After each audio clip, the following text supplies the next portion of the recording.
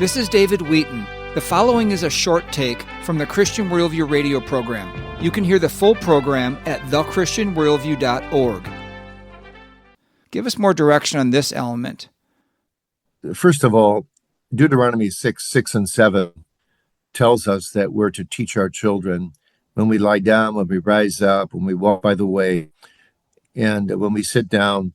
And that's just a Hebraic idiom that is saying every day we do these activities. Therefore, every day teach my truths. And then the word that's used there is diligently, or we could say today, passionately, so that as a father, as a husband, you convey that your heart is here. Your heart is teaching truth to those to whom God has ascribed you leadership. And that means that we should get far, far more excited about teaching our children the basics of the gospel, say the substitutionary obedience of Christ and his resurrection and exaltation and intercession, than we do about the score of some Super Bowl ball game. We should show our children by our example of passion for the things of God in teaching them. Because, remember, we are God's authorized steward. This is our primary responsibility. The church can help us, catechism classes, preaching. The Christian school perhaps can help us if we don't homeschool by godly teachers, but they're just assisting us. We as fathers are the primary responsibility figure for this teaching. And the foundation of all teaching in the family certainly resides, as Joshua said in Joshua 24:15, in daily family worship. Daily family worship. And one of the greatest tragedies, David, in my opinion, in the Christian life today, is that many fathers have abandoned this, or their fathers abandoned it, and they don't even know they're supposed to do it. They pray a little bit with their kids before a meal for half a minute, but they don't talk to them about the Lord in family worship. They don't read scripture together, then talk to them about those scriptures. And maybe they pray a little bit, but they don't sing. They don't do robust, daily, intentional family worship for a solid 10 to 15, maybe even 20 minutes a day, where the whole family gets recalibrated to the great spiritual realities of life and of the Bible. So this, to me, is the foundational plank of all child rearing, as well as leading your wife.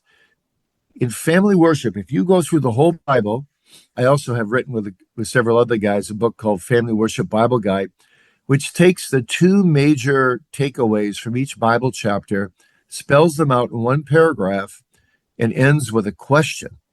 And the idea of that book is that the father would just read that paragraph, ask that question, and then lead the discussion that flows out of the family's answers to that question.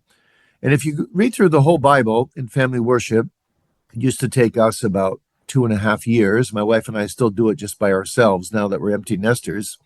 But in those 2.5 years, you will end up talking with your children about every subject under the sun, because the Bible talks about every subject under the sun. So family worship is very, very important. Now, the problem is you can do family worship and act like a devil in your home and unravel everything you're doing in family worship. So family worship isn't the only thing. It's just the foundational thing. And then your teaching by example is absolutely critical in support of that family worship and biblical principles. In our Dutch background, there's a saying that a lot of people have on a plaque. It's kind of a cute thing. It says, but it's very serious. It says, your talk talks and your walk talks, but your walk talks more than your talk talks. Mm-hmm. And the idea here is that, boy, you and I, David, we've got to live out each in family worship. The talking is very important.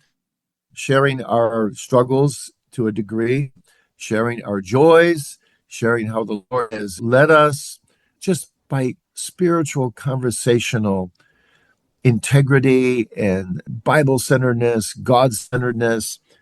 As we walk by the way, as we sit down, as we rise up, we're bringing our children by our example, by our life, and then by what I'm calling holistic maturity. And that means in every area of life. So I must teach children, I mentioned sports already, I must teach them how to value sports. I must teach them that we don't live life with the levity that we should play sports, and we don't play sports with the seriousness that we should live life. Yes, we can be competitive. Yes, it's fun, but it's not a do or die situation in life, whether we win the game or not. So you teach them the right assessment of sports. You teach them the right assessment of entertainment media. You teach them proper manners. You teach them how to interact with other people. It's a holistic maturity that you're aiming for, grounded in the gospel. This has been a short take from the Christian Worldview radio program. To hear the full program and connect with this nonprofit radio ministry, go to thechristianworldview.org. I'm David Wheaton.